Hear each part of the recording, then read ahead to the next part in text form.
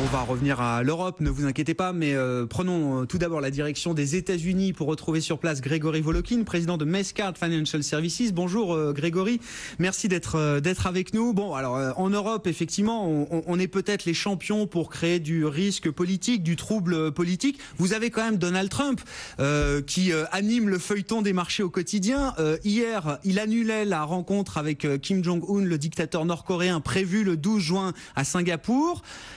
Aujourd'hui, il nous dit, alors je crois relayé notamment par un journaliste de CNN, que finalement ce sommet le 12 juin à Singapour avec Kim Jong-un pourrait avoir lieu. Que s'est-il passé en 24 heures, Grégory ? Qu'est-ce qui s'est passé dans la tête de Donald Trump en 24 heures? On a l'impression qu'il y a eu un message envoyé par les Nord-Coréens qui a plu à Donald Trump par son ton, je pense respectueux, puisque Donald Trump parle d'une chaleur de la part des Nord-Coréens qu'il a vu venir. Donc c'est très difficile, hein. On parle même plus maintenant de diplomatie, c'est plutôt une cour de préau et encore c'est plutôt le jardin d'enfants. Donc savoir qu'est-ce qui va réellement se passer, je crois que ça sert pas grand-chose de faire des paris. Et vous regardez même les marchés américains, ils commencent à être alors vraiment, je dirais, immunisés à ce genre de déclaration. Si par exemple aujourd'hui le marché US est un peu faible, c'est surtout dû au fait que le cours du pétrole baisse et que les valeurs donc liées à l'énergie sont en forte baisse, alors que bon, la Corée du Nord n'a pas un effet, je dirais, particulièrement marqué sur les indices. Bon, des marchés effectivement immunisés désormais à ces revirements incessants de Donald Trump sur des aspects de géopolitique, alors qui sont sans doute à milieu de ce qui intéresse les marchés de manière plus immédiate. Justement, parlons des fondamentaux, Grégory, puisqu'on a une enquête de confiance du Michigan là qui vient de tomber, et des commandes de biens durables. Là, on parle d'économie assez réelle, hein, confiance du consommateur aux États-Unis, et les commandes de biens durables qui sont un proxy de l'investissement aux États-Unis et de l'investissement industriel. Que nous disent ces chiffres ? Ces chiffres sont encourageants. Au niveau des commandes de biens durables, c'est au-dessus de ce qui était attendu. Le chiffre, si on enlève les commandes d'avions, est pratiquement en hausse de 1%, 0,9% pour le mois, ce qui est très bien. Ça montre une reprise de l'investissement des entreprises. Donc vraiment que du positif du côté des biens durables. Et la confiance de l'université du Michigan est toujours pratiquement au plus haut. Donc malheureusement, on a toujours ces gros titres qui font la une, je dirais, de la presse et de nos préoccupations aussi. Mais en fait, le sous-jacent, en tout cas pour le moment, aux États-Unis, continue à être plus que solide, je dirais, plutôt même en reprise par rapport au début de l'année.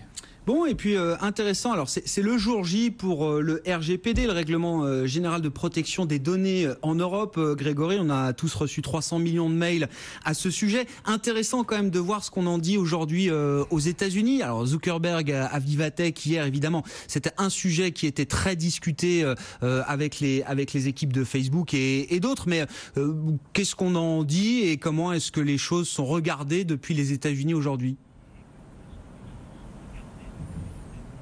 Ouais, puisque vous parlez de Zuckerberg, il a aussi dit une chose. Il a dit que quand on donne le choix aux utilisateurs de Facebook de, en gros, bloquer ou empêcher l'utilisation de leurs données personnelles, ces utilisateurs ne veulent pas supprimer l'utilisation de leurs données personnelles parce que ça appauvrirait beaucoup ce qu'ils reçoivent sur leur site. Donc il dit pratiquement personne n'a saisi, je dirais, cette perche qui lui a été tendue de protéger leurs données personnelles. Donc ça, c'est un point.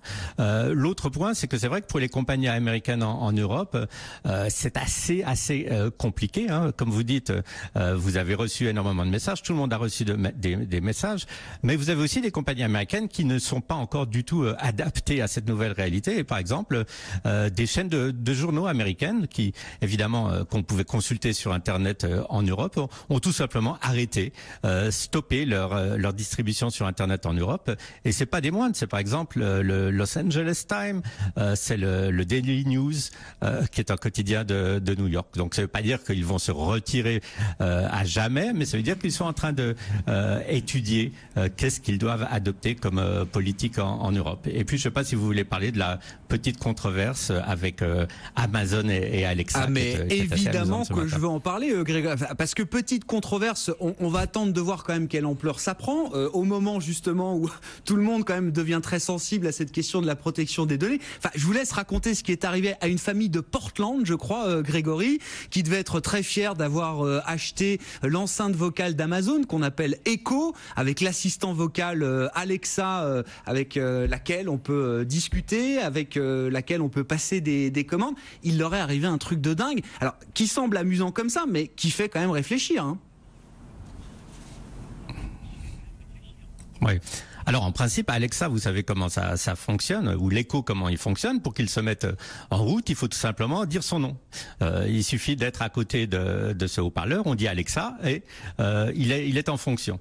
Ces gens n'étaient pas à côté du haut-parleur, ils étaient même dans la pièce à côté et au cours de leur conversation, Alexa a cru capturer le mot Alexa. Alors peut-être qu'il disait Alexis, peut-être qu'il disait quelque chose qui se rapprochait vraiment d'Alexa, mais donc ce haut-parleur Alexa s'est mis en marche tout seul, et pendant la conversation de ces gens toujours dans la pièce d'à côté, ils ont dit à un certain moment envoyer un message, ce qui est forcément quelque chose qui est possible dans une conversation, sauf que à ce moment-là Alexa qui s'était mis en marche et donc enregistrait la conversation des gens s'est mis dans l'idée d'envoyer un message, et Alexa, qui est une personne très bien élevée, a répondu à qui.